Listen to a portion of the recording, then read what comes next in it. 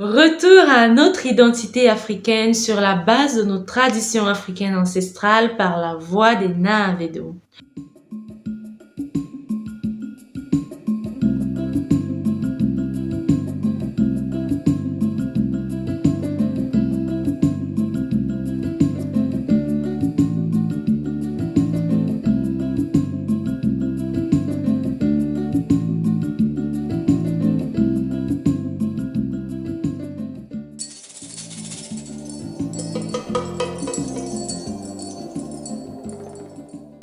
Au TEP à toutes et à toutes, nous espérons que vous allez bien.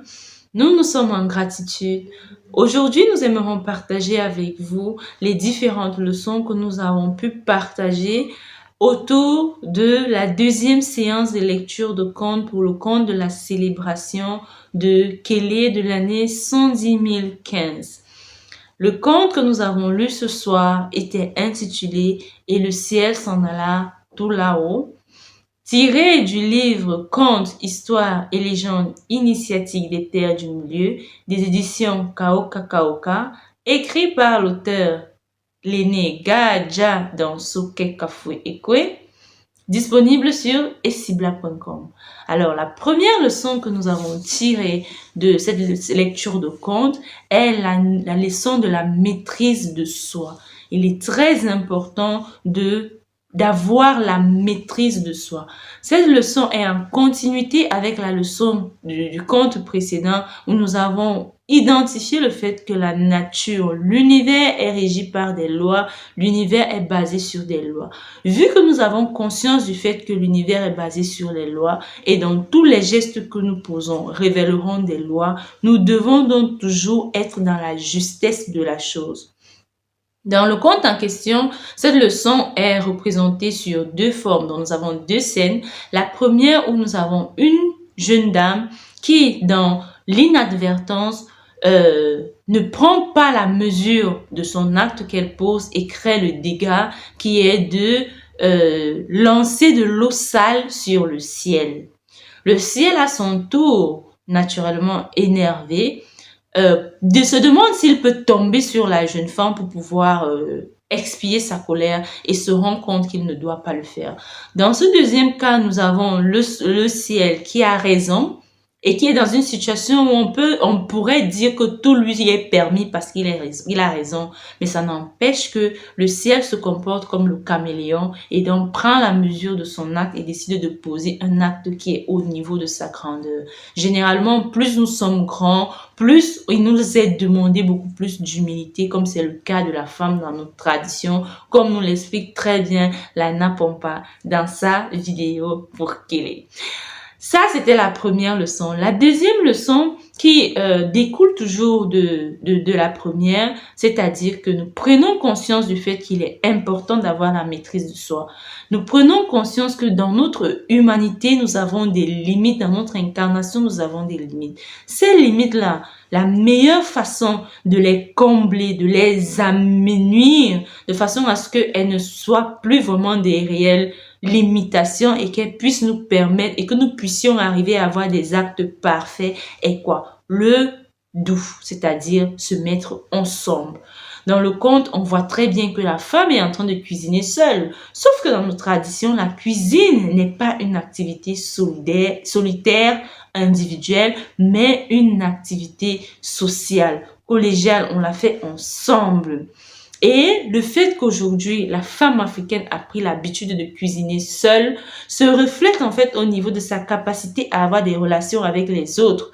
La femme africaine aujourd'hui est dans de mauvaises relations déjà entre elle et elle-même avec des autres femmes comme elle. Nous sommes aujourd'hui incapables de faire des groupes qui tiennent réellement entre les femmes.